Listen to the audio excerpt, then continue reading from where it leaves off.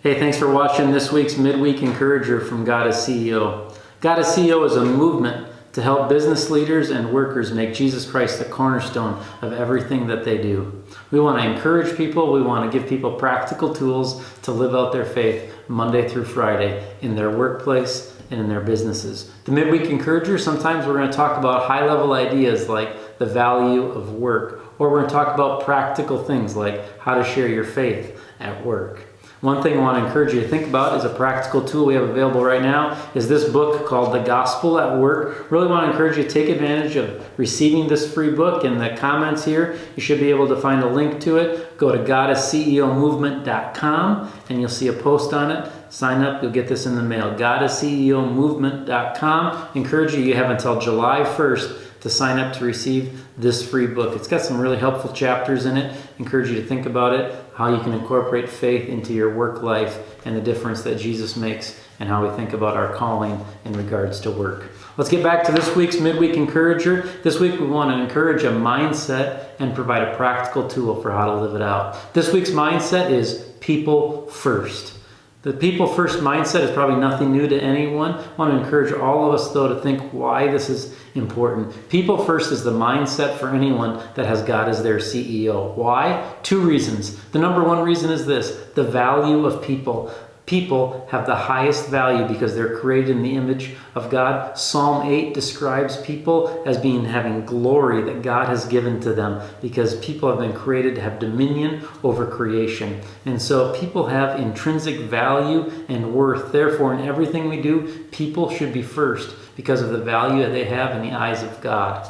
Second reason that people should be first is this, is that when people are first, we're really living out the heart of God. And we see this in the law of God. God's law is summed up in the command, love your neighbor as yourself. You see this in Romans chapter 13, verses 9 to 10. You also see this in James chapter 2, verse 8, where it's talked about the royal command to love your neighbor. When we're loving our neighbor, loving people, we're living out the heart of God. We want to encourage a people-first mindset because of the value of people, but also because a people-first mindset reflects the heart of God. So how do you do that? This week I want to give you two practical things you can do right now in your business and your workplace to live out a people-first mindset. The first is this: have a one-on-one with every employee in your company every week. This isn't my idea. We're taking this from other companies that have implemented this. The importance of each person having human interaction every week that's intentionally for their benefit can make a big difference. We had a testimony from Beat & Bow Homes, a company in Texas, that talked about they decided, hey, every employee is going to get a one-on-one from their supervisor every week. They thought, wow, that's a lot of time. It's going to cost us a lot of money. They took a step of faith, they did it, and the year that they did it was the biggest year in the history of their company. Doesn't always work this way, but it's an amazing testimony to when we live out the design of God, what God can do in our company. So I want to encourage you, maybe consider how you can do that. Maybe you don't have control over the whole company, but maybe just with the people who are under your supervision, you can say each person's going to have a one-to-one each week, and maybe that's just 15 minutes every week where you're listening to them, hearing what's happening in their life and what they're responsible for.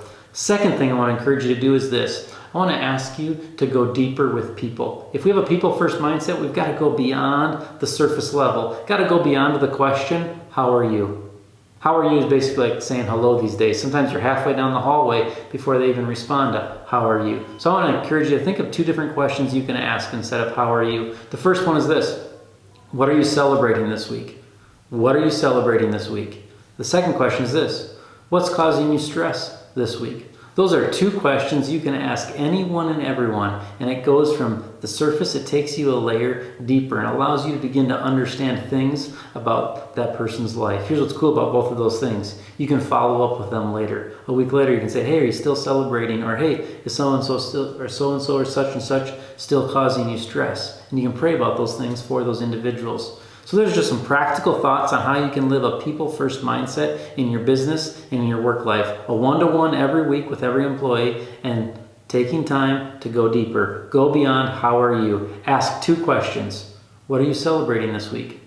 What's causing you stress this week? Those are questions you can use when you're standing next to the copy machine. Those are questions you can use in your one-on-one meetings. I hope all of us can live out the people-first mindset, because people are valuable to God, and living out a people-first mindset reflects the heart of God. Thanks for watching this week's Midweek Encourager. Hope you'll watch each and every week, and hope this can provide practical help and motivation to make Jesus Christ the cornerstone of your work and your business.